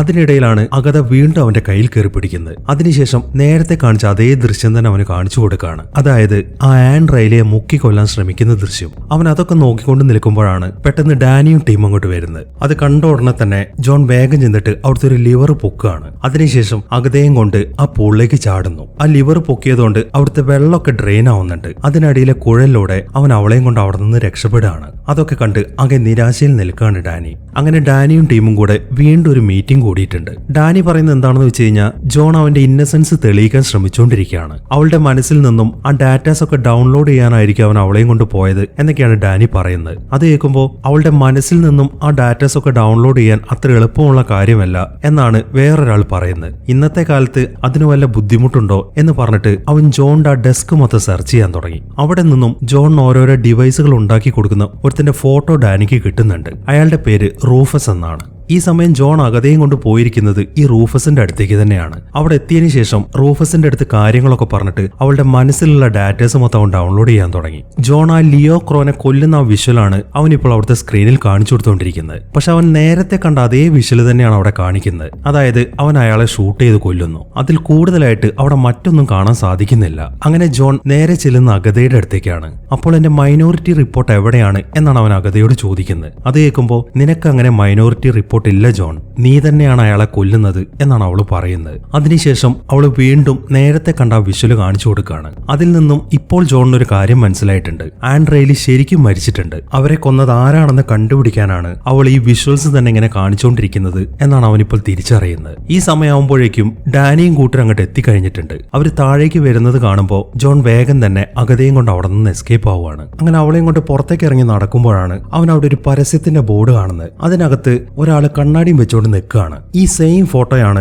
അവൻ ലിയോ ക്രോനെ കൊല്ലുന്ന സമയത്ത് അവന്റെ പുറകിലായിട്ട് ജോൺ കണ്ടത്. അപ്പൊ ഈ ഫ്ളാറ്റിൽ എവിടെയോ വെച്ചിട്ടാണ് അവൻ ലിയോ ക്രോനെ കൊല്ലാൻ പോകുന്നത് എന്ന കാര്യം ജോണിന് മനസ്സിലായി. മൈനോറിറ്റി റിപ്പോർട്ട് ഒന്നും കിട്ടാത്തതുകൊണ്ട് തന്നെ ഇനി ലിയോ ക്രോ ആരാണെന്ന് കണ്ടുപിടിച്ചാലേ അവന്റെ കാര്യങ്ങളൊക്കെ ക്ലിയർ ആവത്തുള്ളൂ. അതുകൊണ്ട് തന്നെ അവൻ ആ ഫ്ളാറ്റിലേക്ക് പോവാണ്. അതിനുശേഷം അവിടുത്തെ രജിസ്റ്റർ ഒക്കെ ചെക്ക് ചെയ്ത് ലിയോ ക്രോ ഏത് റൂമിലാണ് ഇരിക്കുന്നത് എന്നൊക്കെ അവൻ കണ്ടെത്തുന്നുണ്ട്. അങ്ങനെ ആ റൂമിലേക്ക് പോകാൻ നേരത്താണ് അഗത അവന്റെ അടുത്തൊരു കാര്യം പറയുന്നത്. നിനക്ക് ഇനിയും അവസരമുണ്ട്, എത്രയും പെട്ടെന്ന് ഇവിടെ നിന്നും നീ തിരിച്ചു പോവാൻ നോക്ക് എന്നാണ് അവള് പറയുന്നത്. അത് കേൾക്കുമ്പോ ഇല്ല അഗത, എന്റെ ജീവിതത്തിൽ എന്താണ് നടക്കുന്നത് എന്നെനിക്ക് കണ്ടുപിടിച്ചേ പറ്റൂ എന്ന് പറഞ്ഞിട്ട് അവൻ അവളെയും കൊണ്ട് ആ റൂം അന്വേഷിച്ച് നടക്കുകയാണ്. അങ്ങനെ പെട്ടെന്ന് തന്നെ അവൻ ആ ലിയോ ക്രോന്റെ റൂമിലേക്ക് എത്തിയിട്ടുണ്ട്. അവൻ അവിടേക്ക് ചെന്ന് നോക്കുമ്പോൾ അയാളുടെ ബെഡിലായിട്ട് ഒരുപാട് ഫോട്ടോ നിരത്തി വെച്ചിട്ടുണ്ട്. എല്ലാം കുട്ടികളുടെ ഫോട്ടോയാണ്. അതെല്ലാം പരിശോധിച്ചുകൊണ്ട് നിൽക്കുമ്പോഴാണ് അവന്റെ മകന്റെ ഒരു ഫോട്ടോ അതിലിരിക്കുന്ന അവൻ കാണുന്നത്. അതിൽ നിന്നും ലിയോ ക്രോ ആണ് അവന്റെ കുഞ്ഞിനെ തട്ടിക്കൊണ്ടുപോയത് എന്ന കാര്യം അവന് മനസ്സിലായി.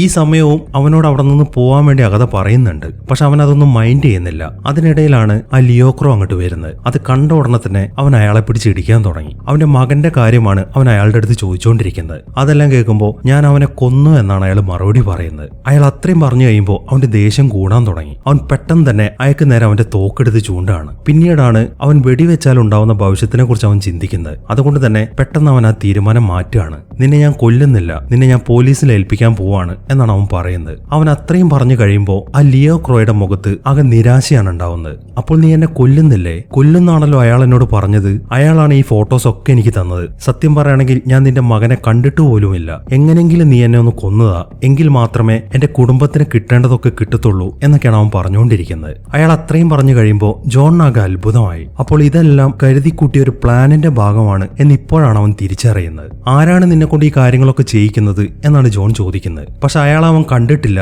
അയാൾ എന്നെ ഫോണിൽ വിളിച്ചിട്ടാണ് ഇത്രയും കാര്യങ്ങൾ പറഞ്ഞത് എന്നാണ് ലിയോ മറുപടി പറയുന്നത്. അതിനുശേഷം അയാൾ ജോണിന്റെ അടുത്ത് അവനെ കൊല്ലാൻ വേണ്ടി നിർബന്ധിച്ചുകൊണ്ടിരിക്കുകയാണ്. ജോൺ കൊല്ലുന്നില്ല എന്ന് കാണുമ്പോൾ അവൻ എന്ത് ചെയ്യുന്നു വെച്ച് കഴിഞ്ഞാൽ ജോണിന്റെ കയ്യിലിരിക്കുന്ന തോക്കെടുത്തിട്ട് അവന്റെ ശരീരത്തിലേക്ക് അവൻ തന്നെ ഷൂട്ട് ചെയ്യാണ്. അതോടൊപ്പം തന്നെ അവൻ പുറകിലേക്ക് തെറിച്ചു വീഴുകയും ചെയ്യുന്നു. ജോൺ അല്ല യഥാർത്ഥത്തിൽ അവനെ കൊന്നത്, പക്ഷെ അഗത കണ്ട കാര്യം സത്യമായിരിക്കുകയാണ്. ഇനി അവിടെ നിന്ന് കഴിഞ്ഞ പ്രശ്നമാണ് എന്ന കാര്യം അവൻ അറിയാം. അതുകൊണ്ട് തന്നെ അവൻ വേഗം തന്നെ അഗതയും കൊണ്ട് അവിടെ നിന്ന് രക്ഷപ്പെടുന്നു. അങ്ങനെ ഡാനിയും കൂട്ടരും ലിയോ ക്രോന്റെ ഫ്ളാറ്റിലെത്തി. അവിടുത്തെ പരിശോധനയ്ക്ക് ശേഷം അവനൊരു കാര്യം മനസ്സിലായി. ഇതെല്ലാം ഒരു ഗെയിമിന്റെ പ്ലാൻ ആണ്. കുട്ടികളെ ഇങ്ങനെ കൊല്ലുന്ന ഒരാളുണ്ടെങ്കിൽ അയാൾ ഒരിക്കലും ഇത്രയും ഫോട്ടോയൊന്നും ബെഡിൽ നിരത്തി വെക്കത്തില്ല. അതുകൊണ്ട് തന്നെ ഇതെല്ലാം ജോണിനെ കൊടുക്കാൻ ആരോ തയ്യാറാക്കിയ ഒരു പ്ലാൻ ആണ് എന്നൊക്കെയാണ് അയാൾ പറയുന്നത്. ഇതേ സമയം തന്നെ ലെമാർ ആണെങ്കിൽ അയാളുടെ വീട്ടിലിരിക്കുകയാണ്. അവിടെ ഒരു ന്യൂസ് കാണിക്കുന്നുണ്ട്. ആ ന്യൂസിൽ പറയുന്നത് ആ ലിയോ ക്രോന്റെ കൊലപാതകത്തെ കുറിച്ചിട്ടാണ്. പ്രീ ക്രൈം ഡിപ്പാർട്ട്മെന്റിലുള്ള ആളുകളൊക്കെ ആ കൊലപാതകം മുൻകൂട്ടി കണ്ടിട്ടും അവർക്കത് തടയാൻ സാധിച്ചില്ല. അതുകൊണ്ട് ഇങ്ങനെ ഒരു പ്രസ്ഥാനത്തിന്റെ ആവശ്യമില്ല എന്നൊക്കെയാണ് അതിൽ പറഞ്ഞുകൊണ്ടിരിക്കുന്നത്. അതെല്ലാം കേട്ട് അയാളാണെങ്കിൽ ആകെ വിഷമിച്ചിരിക്കുകയാണ്. ഈ സമയത്താണ് ഡാനി അയാളെ ഫോണിൽ വിളിക്കുന്നത്. അവൻ പറയുന്നത് നമ്മളിപ്പോ പോയിക്കൊണ്ടിരിക്കുന്നത് തെറ്റായ ഒരാളുടെ പുറകിലാണ്. അതുകൊണ്ട് നമ്മുടെ അന്വേഷണത്തിന്റെ ഗതി ഒന്ന് തിരിക്കണം. എനിക്ക് ഇതിനെക്കുറിച്ച് നിങ്ങളോട് കുറച്ച് കാര്യങ്ങൾ സംസാരിക്കാനുണ്ട്. നിങ്ങൾ ഉടനെ തന്നെ ജോണിന്റെ ഫ്ളാറ്റിലേക്ക് വരണം എന്നാണ് അവൻ അയാളോട് പറയുന്നത്. അങ്ങനെ അയാൾ വേഗം തന്നെ ജോണിന്റെ ഫ്ളാറ്റിലെത്തി. ഈ സമയം ആ ലിയോക്രോനെ കൊന്ന തോക്കെടുത്തിട്ട് അവൻ അയാളുടെ കയ്യിൽ കൊടുക്കുന്നുണ്ട്. അതിനുശേഷം അവൻ ആദ്യം ഒരു വിഷ്വല് കാണിച്ചു കൊടുക്കുകയാണ്. അത് ആൻ റെയ്ലി എന്ന ലേഡിയെ കൊല്ലാൻ ശ്രമിക്കുന്ന ദൃശ്യങ്ങളാണ്. ഇപ്പോൾ അവൻ കാണിക്കുന്നത് ആ ഇരട്ടകൾ കണ്ട ദൃശ്യങ്ങളാണ്. അത് കാണിച്ചതിന് ശേഷം അവൻ മറ്റൊരു ദൃശ്യം കൂടെ കാണിച്ചു കൊടുക്കുന്നുണ്ട്. അതായത് ജോൺ അഗതയുടെ മൈൻഡിൽ നിന്ന് ഡൗൺലോഡ് ചെയ്തൊരു ദൃശ്യം ഉണ്ടല്ലോ, അത് ആ റൂഫസ് റെക്കോർഡ് ചെയ്ത് വെച്ചിട്ടുണ്ടായിരുന്നു. അതാണ് അവനിപ്പോൾ അയാൾക്ക് കാണിച്ചു കൊടുക്കുന്നത്. അത് രണ്ടും കാണുമ്പോൾ ഇത് രണ്ടും ഒരേപോലെ തന്നെയാണല്ലോ എന്നാണ് അയാൾ പറയുന്നത്. അല്ല ലെമാർ, നിങ്ങൾ ഇതൊന്ന് ശ്രദ്ധിച്ചു നോക്ക്. ഇരട്ടകൾ കണ്ട ദൃശ്യത്തിൽ അയാൾ ആ സ്ത്രീയെ മുക്കുമ്പോൾ ഓളങ്ങൾ ഉണ്ടാവുന്ന നിങ്ങൾ ശ്രദ്ധിക്കുന്നില്ലേ? അതെല്ലാം പോയിക്കൊണ്ടിരിക്കുന്നത് തീരത്തിന് നേരെയാണ്. എന്നാൽ അഗതയുടെ മൈൻഡിൽ നിന്ന് ഡൗൺലോഡ് ചെയ്ത ദൃശ്യത്തിൽ ആ ഓളങ്ങളെല്ലാം പോകുന്നത് ഓപ്പോസിറ്റ് ആയിട്ടാണ്. ഇതിന്റെയൊക്കെ അർത്ഥം ഈ രണ്ട് സംഭവങ്ങളും രണ്ട് വ്യത്യസ്ത സമയത്താണ് നടന്നിരിക്കുന്നത്. ഞാൻ വാലിയെ ചോദ്യം ചെയ്തപ്പോൾ അവൻ എന്നോട് പറഞ്ഞത് ജോണിന്റെ മേലെ കുറ്റം ആരോപിക്കുന്നതിന് മുമ്പ് ഇതേ ദൃശ്യങ്ങളാണ് അവൻ ടെമ്പിളിന്റെ അകത്ത് നിന്ന് കണ്ടുകൊണ്ടിരുന്നതെന്നാണ്. നീ ആ പറഞ്ഞ കാര്യം കറക്റ്റാണ്. അവൻ ഈ ദൃശ്യങ്ങൾ കണ്ട അന്ന് തന്നെ ഈ കാര്യങ്ങളെ കുറിച്ചിട്ട് അവൻ എന്നോട് പറഞ്ഞിട്ടുണ്ടായിരുന്നു എന്നാണ് അയാൾ പറയുന്നത്. ഈ സമയം ഡാനി വീണ്ടും സംസാരിക്കാൻ തുടങ്ങി. അപ്പൊ എന്റെ ചോദ്യം ഇതാണ്, ആരായിരിക്കും, എന്തിനായിരിക്കും അഗത കണ്ട ആ ദൃശ്യങ്ങൾ നമ്മുടെ ഫയലുകളിൽ നിന്ന് ഡിലീറ്റ് ചെയ്തത്? ഞാൻ കരുതുന്നത് എന്താണെന്ന് വെച്ച് കഴിഞ്ഞാൽ ഈ ആൻ റെയ്ലി എന്ന് പറയുന്ന സ്ത്രീ ശരിക്കും കൊല്ലപ്പെട്ടിട്ടുണ്ട്. അവളുടെ കൊലപാതകം മറയ്ക്കാൻ വേണ്ടിയിട്ടാണ് ഇത്രയും കാര്യങ്ങൾ നടന്നിരിക്കുന്നത്. നീ എന്താണ് ഈ പറയുന്നത്? അതെങ്ങനെ നടക്കാനാണ്? ലെമാറിന് സംശയമായി. ഓക്കെ, അത് ഞാൻ വിശദീകരിക്കാം. ഞാൻ ജഡിന്റെ അടുത്ത് സംസാരിച്ചപ്പോൾ ഈ പ്രീകോഗുകളെ കുറിച്ചിട്ട് അവനൊരു കാര്യം എന്നോട് പറഞ്ഞിട്ടുണ്ടായിരുന്നു. ചില സമയങ്ങളിൽ ഈ പ്രീകോഗുകൾ കണ്ട കൊലപാതകങ്ങൾ തന്നെ വീണ്ടും വീണ്ടും കാണാറുണ്ടെന്ന്. നിങ്ങൾ അതിനെ എക്കോ എന്നല്ല വിളിക്കുന്നത്. അങ്ങനെയുള്ള വിഷ്വൽസ് വന്നാൽ നിങ്ങൾ അത് ഡിലീറ്റ് ചെയ്യുകയും ചെയ്യും. എന്നാൽ ഞാൻ ചിന്തിക്കുന്നത് അവരിങ്ങനെ വീണ്ടും വീണ്ടും കൊലപാതകങ്ങൾ കാണുന്നുണ്ടെങ്കിൽ അതെല്ലാം വ്യത്യസ്തമായ കൊലപാതകങ്ങളാണെന്നാണ്. അതായത് ഒരു കൊലയാളിക്ക് ആൻ റെയ്ലിയെ കൊല്ലണം, പക്ഷെ ആ കാര്യം അയാൾ നേരിട്ട് പോയിട്ട് ചെയ്തു കഴിഞ്ഞാൽ അഗത അത് മുൻകൂട്ടി കാണുകയും ചെയ്യും. പ്രീ ക്രൈം ഡിപ്പാർട്ട്മെന്റ് വന്നിട്ട് അയാൾ അറസ്റ്റ് ചെയ്യുകയും ചെയ്യും. അത് നടക്കാതിരിക്കാൻ അയാൾ ഒരു കാര്യം ചെയ്തു. അതായത് ആദ്യം ഒരു വാടക കൊലയാളിയെ വാടകയ്ക്കെടുത്തു. അതിനുശേഷം അയാളുടെ അടുത്ത് അവളെ കൊല്ലാൻ പറഞ്ഞു. അങ്ങനെ അയാൾ അവളെ കൊല്ലാൻ ശ്രമിക്കുന്ന സമയത്ത് അഗത അതൊക്കെ മുൻകൂട്ടി കണ്ടു. അതിനെ തുടർന്നിട്ട് പ്രീ ക്രൈമിലെ ആളുകളൊക്കെ വന്നിട്ട് അയാൾ അറസ്റ്റ് ചെയ്യുകയും ചെയ്തു. ഇനിയാണ് ആ കൊലപാതകിയുടെ ബുദ്ധി വർക്കൗട്ട് ചെയ്യുന്നത്. ആ വാടക കൊലയാളി എങ്ങനെയാണോ അവളെ കൊല്ലാൻ ശ്രമിച്ചത് അതേ വേഷത്തിൽ തന്നെ യഥാർത്ഥ കൊലയാളി അവളെ മുക്കി കൊല്ലുകയാണ്. ഇതും അഗത കാണുന്നുണ്ടാവും. പക്ഷെ നേരത്തെ പറഞ്ഞ ആ എക്കോന്റെ പേര് പറഞ്ഞിട്ട് അത് ഡിലീറ്റ് ചെയ്യപ്പെട്ടു. അങ്ങനെ അത് ഡിലീറ്റ് ചെയ്യണമെന്നുണ്ടെങ്കിൽ നമ്മുടെ ഡിപ്പാർട്ട്മെന്റിലുള്ള ആള് തന്നെയാണ് ഇത് ചെയ്തിരിക്കുന്നത് എന്നൊക്കെയാണ് ഡാനി എക്സ്പ്ലെയിൻ ചെയ്തു കൊടുക്കുന്നത്. ഈ സമയം ലെമാർ വീണ്ടും സംസാരിക്കാൻ തുടങ്ങി. നീ ഒരു കാര്യം ശ്രദ്ധിച്ചോ? എനിക്കിപ്പോൾ ഇവിടുത്തെ ഒരു സൗണ്ടും കേൾക്കാൻ സാധിക്കുന്നില്ല. ആരുടെയും കാലൊച്ച ഞാൻ കേൾക്കുന്നില്ല. അതുപോലെ പുറത്തുനിന്നും ഒരു സൗണ്ടും വരുന്നില്ല. ഇതിന്റെ അർത്ഥം ആ പ്രീകോഗുകൾക്ക് ഒന്നും കാണാൻ പറ്റുന്നില്ല എന്നാണ് എന്ന് പറഞ്ഞിട്ട് അയാൾ പെട്ടെന്ന് തന്നെ അവിടെ വെച്ചിരിക്കുന്ന തോക്കെടുത്തിട്ട് ഡാനിനെ ഷൂട്ട് ചെയ്യാണ്. ഇപ്പോൾ നിങ്ങൾ ചിന്തിക്കുന്നുണ്ടാവും ഈ കൊലപാതകം അവിടെയുള്ള പ്രീകോകുകൾക്ക് കാണാൻ സാധിക്കത്തില്ല എന്ന്. ഇപ്പോൾ പ്രീകോകുകളായിട്ടുള്ളത് ആ ഇരട്ടകൾ മാത്രമാണ്. ഇവരുടെ 3 പേരുടെയും കൂട്ടത്തിൽ അഗതയ്ക്കാണ് കുറച്ച് കൂടുതൽ പവർ ഉള്ളത്. അവളാണ് ആ ഇരട്ടകളെ ജോയിന്റ് ആക്കി നിർത്തിയിരിക്കുന്നത്. അവളില്ലാന്നുണ്ടെങ്കിൽ ഇരട്ടകൾക്ക് ഇതൊന്നും മുൻകൂട്ടി കാണാൻ സാധിക്കത്തില്ല. അഗതയാണെങ്കിൽ ഇപ്പോൾ ജോണിന്റെ കൂടെയാണ്. അതുകൊണ്ട് തന്നെ ഈ കൊലപാതകം ആരും അറിയുന്നില്ല. ഇതേ സമയം ജോൺ അഗതയും കൊണ്ട് പോയിരിക്കുന്നത് അവന്റെ ഭാര്യയായ ലാറയുടെ അടുത്തേക്കാണ്. അവൻ അങ്ങോട്ട് വരുമ്പോ തന്നെ ലാറ ആ കാര്യങ്ങളൊക്കെ നേരെ ലെമാറിനെ വിളിച്ച് അറിയിക്കുന്നുണ്ട്. നിങ്ങൾ എങ്ങനെയെങ്കിലും അവനെ രക്ഷിക്കണം, അവൻ അവളെയും കൂട്ടി ഇങ്ങോട്ട് വന്നിട്ടുണ്ട് എന്നൊക്കെയാണ് ലാറ പറയുന്നത്. അതെല്ലാം കേൾക്കുമ്പോൾ അവനെ രക്ഷിക്കേണ്ട കാര്യം ഞാൻ നോക്കിക്കോളാം, ഞാൻ ഉടനെ തന്നെ അങ്ങോട്ട് വരുന്നുണ്ട്, ജോൺ അവിടെ വിട്ട് പോവാതെ അവൻ അവിടെ തന്നെ പിടിച്ചു നിർത്തണം എന്നൊക്കെയാണ് അയാൾ പറയുന്നത്. അങ്ങനെ ജോൺ അഗതയും കൊണ്ട് നേരെ വീട്ടിന്റെ അകത്തേക്ക് ചെന്നിട്ട് അവളെ റെസ്റ്റ് എടുക്കാൻ വേണ്ടി അവിടുത്തെ റൂമിലിരുത്താണ്. അതിനുശേഷം അവൻ ലാറയുമായിട്ട് പുറത്തിരുന്ന് സംസാരിക്കാൻ തുടങ്ങി. ഉണ്ടായ കാര്യങ്ങളൊക്കെ അവൻ ലാറയുടെ അടുത്ത് പറയുന്നുണ്ട്. ആരോ അവനെ കൊടുക്കാൻ വേണ്ടിയിട്ടാണ് എല്ലാം ചെയ്തിരിക്കുന്നത്, പക്ഷെ അത് ആരായിരിക്കും എന്നൊക്കെയാണ് അവനിപ്പോ പറഞ്ഞുകൊണ്ടിരിക്കുന്നത്. പെട്ടെന്നാണ് അവനൊരു കാര്യം സ്ട്രൈക്ക് ചെയ്യുന്നത്. അതായത് ആ ആൻഡ്രേലിയുടെ കൊലപാതകത്തിന്റെ വിഷ്വല് കണ്ടതിന് ശേഷമാണ് അവൻ ഇങ്ങനെ ഒരു പണി കിട്ടിയിരിക്കുന്നത്. അപ്പോൾ ആൻഡ്രേലിയുടെ മരണം അവൻ കണ്ടതാണ് എല്ലാത്തിന്റെയും കാരണം. അവൻ വേഗം തന്നെ എഴുന്നേറ്റിട്ട് നേരെ അഗതയുടെ അടുത്തേക്ക് തന്നെയാണ് തിരിച്ചു ചെല്ലുന്നത്. അങ്ങനെ അവളുമായിട്ടുള്ള സംസാരത്തിൽ ആൻഡ്രേലി അവളുടെ അമ്മയാണ് എന്ന കാര്യം അവന് മനസ്സിലായി. അതുകൊണ്ട് തന്നെ വളരെ സങ്കടപ്പെട്ടിരിക്കുകയാണ് അവൻ. ഇനിയിപ്പോൾ അവൻ അറിയാനുള്ളത് ആരാണ് ആൻഡ്രേലിയെ കൊന്നതെന്നാണ്. പക്ഷെ ഇപ്പോഴവൾ അതിനെക്കുറിച്ചൊന്നും പറയുന്നില്ല. ഉടനെ തന്നെ അവനോട് അവിടെ നിന്ന് രക്ഷപ്പെടാനാണ് അവൾ പറയുന്നത്. പക്ഷെ അവൻ അവിടെ നിന്ന് എസ്കേപ്പ് ആവുന്നതിന് മുമ്പ് തന്നെ ആ പ്രീ ക്രൈമിന്റെ ആളുകളൊക്കെ അങ്ങോട്ട് വന്നിട്ടുണ്ട്. പെട്ടെന്ന് തന്നെ അവനെ അറസ്റ്റ് ചെയ്യാണ്. അങ്ങനെ അവർ നേരെ അവനെ ഡിപ്പാർട്ട്മെന്റിലേക്ക് കൊണ്ടുപോയിട്ട് ആ ജയിലിന്റെ അകത്ത് ലോക്ക് ചെയ്യുന്നു. അങ്ങനെ ലാറ നേരെ ചെല്ലുന്നത് ലെമാറിനെ കാണാൻ വേണ്ടിയിട്ടാണ്. അവൾ അങ്ങോട്ട് ചെല്ലുമ്പോൾ അയാൾ ഒരു ഫംഗ്ഷന് പോകാൻ വേണ്ടി റെഡി ആയിക്കൊണ്ടിരിക്കുകയാണ്. ഈ സമയം അവൾ അയാളൊരു കാര്യം ചോദിക്കുന്നുണ്ട്. നിങ്ങൾ ആൻഡ്രേലി എന്ന് പറയുന്ന ഒരു സ്ത്രീയെ കുറിച്ച് കേട്ടിട്ടുണ്ടോ? ഈ സ്ത്രീയെ കുറിച്ചിട്ടായിരുന്നു ജോണിനെ അറസ്റ്റ് ചെയ്യുന്നതിന് മുമ്പ് അവൻ ആ അഗതയുടെ അടുത്ത് സംസാരിച്ചുകൊണ്ടിരുന്നത്. ഈ ഒരു സംഭവം കാരണം അവൻ ഈ കേസിൽ പെട്ടുപോയതാണ് എന്നിങ്ങനെയുള്ള കാര്യങ്ങളാണ് അവൻ പറഞ്ഞുകൊണ്ടിരുന്നത് എന്നൊക്കെയാണ് ലാറ പറയുന്നത്. ആൻഡ്രേലി എന്ന് പേര് കേൾക്കുമ്പോൾ അയാളൊന്ന് പതറുന്നുണ്ട്. പക്ഷെ അതൊന്നും പുറത്ത് കാണിക്കാതെ എനിക്ക് അതിനെക്കുറിച്ചൊന്നും അറിയത്തില്ല എന്നാണ് അയാൾ പറയുന്നത്. മാത്രമല്ല ഇന്നത്തെ ഈ ഫംഗ്ഷനൊക്കെ കഴിഞ്ഞിട്ട് ഞാൻ ഗിഡിയന്റെ അടുത്തേക്ക് ഒന്ന് ചെല്ലട്ടെ, എന്നിട്ട് അവനോട് ആ ഫയലുകളൊക്കെ ഒന്ന് പരിശോധിക്കാൻ പറയണം. നീ ഇപ്പൊ പറഞ്ഞ സ്ത്രീ ഉണ്ടല്ലോ, അങ്ങനെ ആരെങ്കിലും മുക്കിക്കൊല്ലാൻ ശ്രമിച്ചതിന്റെ ഫയലുകൾ അവിടെ ഉണ്ടോ എന്ന് ഉടനെ തന്നെ ഞാൻ കണ്ടെത്തിക്കോളാം എന്നൊക്കെയാണ് അയാൾ പറയുന്നത്. അയാൾ അത്രയും പറഞ്ഞു കഴിയുമ്പോഴാണ് അവൾക്കൊരു സംശയം. നിങ്ങളടുത്ത് ഞാൻ ആൻഡ്രേലി എന്നുള്ള പേര് മാത്രമല്ലേ പറഞ്ഞിട്ടുള്ളൂ, അവളെ മുക്കിക്കൊന്ന കാര്യമൊന്നും ഞാൻ പറഞ്ഞിട്ടില്ലല്ലോ എന്നാണ് അവൾ ചോദിക്കുന്നത്. അവൾ അത്രയും പറഞ്ഞു കഴിയുമ്പോഴാണ് തനിക്ക് പറ്റിയ മണ്ടത്തരത്തെക്കുറിച്ച് അയാൾ ഓർക്കുന്നത്. പെട്ടെന്ന് അയാളുടെ ഭാവം മാറാൻ തുടങ്ങി. നമുക്ക് ഈ കാര്യം പിന്നീട് സംസാരിക്കാമെന്ന് പറഞ്ഞിട്ട് അയാൾ അവിടെ നിന്ന് പോവാണ്. അയാളുടെ ആ ഒഴിഞ്ഞുമാറലൊക്കെ കാണുമ്പോൾ അവൾക്ക് എന്തൊക്കെയോ സംശയം തോന്നുന്നുണ്ട്. അവൾ എന്ത് ചെയ്യുന്നു വെച്ച് കഴിഞ്ഞാൽ നേരെ അവരുടെ ആ ജയിലിലേക്കാണ് ചെല്ലുന്നത്. അതിനുശേഷം ഗിഡിയനെ ഭീഷണിപ്പെടുത്തിയിട്ട് ജോൺ അവിടെ നിന്ന് പുറത്തേക്ക് ഇറക്കുകയാണ്. അങ്ങനെ കുറച്ച് സമയത്തിന് ശേഷം ലെമാർ ആണെങ്കിൽ ആ ഫംഗ്ഷനിൽ എത്തിയിട്ടുണ്ട്. പ്രീ ക്രൈം ഡിപ്പാർട്ട്മെന്റിന്റെ തലവനായിട്ട് ഈ ലെമാറിനെ നിയമിക്കുന്ന ഫംഗ്ഷൻ ആണത്. അയാൾ ആ പാർട്ടിയൊക്കെ എൻജോയ് ചെയ്തുകൊണ്ട് നിൽക്കുമ്പോഴാണ്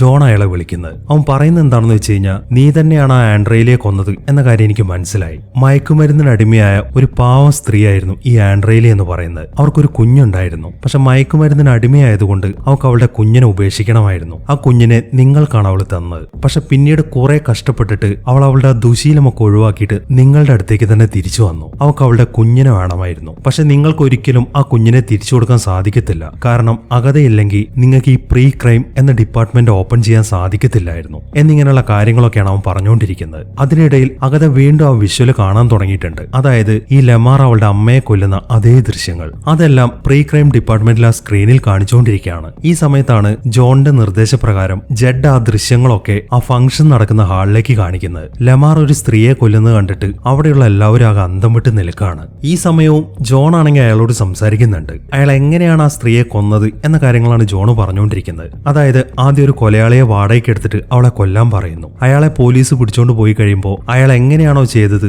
അതേപോലെ തന്നെ ലെമാർ ആ സ്ത്രീയെ മുക്കിക്കൊല്ലാണ്. അതിനുശേഷം എക്കോന്റെ പേരും പറഞ്ഞിട്ട് ആ വിഷ്വല് മൊത്തം ഡിലീറ്റ് ചെയ്യുന്നു. അവൻ ഇത്രയും പറഞ്ഞു കഴിയുമ്പോൾ അഗത മറ്റൊരു വിഷ്വല് കാണാൻ തുടങ്ങി. ആ വിഷ്വലിൽ ഉണ്ടായിരുന്നത് ലെമാർ ജോണിനെ ഷൂട്ട് ചെയ്ത് കൊല്ലുന്നതാണ്. അതൊക്കെ കണ്ട് അവിടെയുള്ള ആളുകളൊക്കെ ആകെ ഞെട്ടി നിൽക്കുകയാണ്. ഈ സമയം ലെമാർ ആണെങ്കിൽ സംസാരിച്ചുകൊണ്ട് ജോണിന്റെ അടുത്ത് എത്തിയിട്ടുണ്ട്. അയാൾ ഒരു തോക്കും പിടിച്ചിട്ടുണ്ട്. അത് കാണുമ്പോൾ ജോൺ അയാളോട് കാര്യങ്ങളൊക്കെ പറയാൻ തുടങ്ങി. നിങ്ങളിപ്പോൾ എന്നെ കൊല്ലാനാണ് ഇങ്ങോട്ട് വന്നത് എന്ന കാര്യം എനിക്കറിയാം. ഈ വിഷ്വലും ആ പ്രീകോക്കുകൾ കണ്ടിട്ടുണ്ടാവും. ഇപ്പോൾ നിങ്ങളുടെ മുന്നിലുള്ളത് 2 ചോയ്സ് ആണ്. നിങ്ങൾ എന്നെ കൊല്ലാതെ പോവാണെന്നുണ്ടെങ്കിൽ ഉറപ്പായിട്ടും നിങ്ങൾ തടവിലാവും. ഇനിയിപ്പോൾ നിങ്ങൾ എന്നെ കൊന്നിട്ടാണ് പോകുന്നതെങ്കിൽ ഈ പ്രീ ക്രൈം എന്ന ഡിപ്പാർട്ട്മെന്റ് വെറുതെയാണ് എന്ന് ഗവൺമെന്റ് തന്നെ പറയും. അങ്ങനെ വരുമ്പോൾ നിങ്ങൾക്ക് ഈ ഡിപ്പാർട്ട്മെന്റ് അടച്ചു പൂട്ടേണ്ടി വരും. ഇതിലേതാണ് നിങ്ങൾക്ക് വേണ്ടത് എന്ന കാര്യം നിങ്ങൾക്ക് തന്നെ തെരഞ്ഞെടുക്കാം എന്നൊക്കെയാണ് അവൻ പറയുന്നത്. അതെല്ലാം കേൾക്കുമ്പോൾ എനിക്ക് വേണ്ട കാര്യങ്ങളൊക്കെ ഞാൻ എപ്പോഴേ തെരഞ്ഞെടുത്തു കഴിഞ്ഞു, നീ എന്നോട് ക്ഷമിക്കണം ജോൺ എന്ന് പറഞ്ഞിട്ട് അയാളെ തന്നെ ഷൂട്ട് ചെയ്യാണ്. ഈ സമയമാകുമ്പോഴേക്കും ആ പ്രീ ക്രൈമിലെ ആളുകളൊക്കെ അങ്ങോട്ട് വന്നിട്ടുണ്ട്. പക്ഷെ അപ്പോഴേക്കും അയാൾ മരിച്ചു കഴിഞ്ഞിരുന്നു. അതൊക്കെ കണ്ട് എല്ലാവരും ആകെ വിഷമിച്ച് നിൽക്കുകയാണ്. അങ്ങനെ പ്രീ ക്രൈം എന്ന ഡിപ്പാർട്ട്മെന്റ് എന്നേക്കുമായിട്ട് അടച്ചുപൂട്ടി. അവിടെ തടവിലാക്കിയിരിക്കുന്ന എല്ലാവരെയും ഒരു നിബന്ധനകളും ഇല്ലാതെ തുറന്നു വിട്ടിരിക്കുകയാണ്. എങ്കിലും പോലീസിന്റെ ഒരു മേൽനോട്ടം എപ്പോഴും അവരിലുണ്ടാവും. പ്രീകോക്കുകളുടെ കാര്യം പറയുകയാണെങ്കിൽ അവർ 3 പേര് ഇപ്പോൾ ഒരു വീട്ടിലാണ്. അതെവിടെയാണ് എന്ന കാര്യം ആരുടെ അടുത്തും പറഞ്ഞിട്ടില്ല. വളരെ സമാധാനത്തോടെ സ്വന്തം കഴിവുകൾ കണ്ടെത്തി അവരവിടെ സുഖമായിട്ട് ജീവിക്കും. ജോണിന്റെ കാര്യം പറയുകയാണെങ്കിൽ അവനിപ്പോൾ അവന്റെ ഭാര്യയുടെ കൂടെയാണ്. അവർക്കിപ്പോൾ ഒരു കുഞ്ഞും കൂടെ ഉണ്ടാവാറായിട്ടുണ്ട്. ആ ഒരു സന്തോഷത്തിലാണ് അവർ. ഈ ഒരു സീനും കാണിച്ചിട്ടാണ് ഈ സിനിമ അവസാനിക്കുന്നത്. അപ്പോൾ എങ്ങനെ ഉണ്ടായിരുന്നു? കിടിലൻ സിനിമയായിരുന്നില്ലേ? ഈ സിനിമ ഇറങ്ങിയ വർഷമെന്ന് പറയുന്നത് 2002 ഈ കാലഘട്ടത്തിൽ ഇതുപോലൊരു കഥ ചിന്തിച്ച നമ്മുടെ സ്പിൽബർഗ് അണ്ണനെ നമിച്ചേ പറ്റൂ. എന്താണ് നിങ്ങളുടെ അഭിപ്രായം? എന്താണെങ്കിലും കമന്റ് ചെയ്യാൻ മറക്കരുത്. ഒരു 300 കമന്റാണ് ഈ വീഡിയോക്ക് ഞാൻ പ്രതീക്ഷിക്കുന്നത്. അപ്പോൾ പുതിയൊരു കിടിലൻ സിനിമയുമായിട്ട് നമുക്ക് അടുത്ത വീഡിയോയിൽ കാണാം.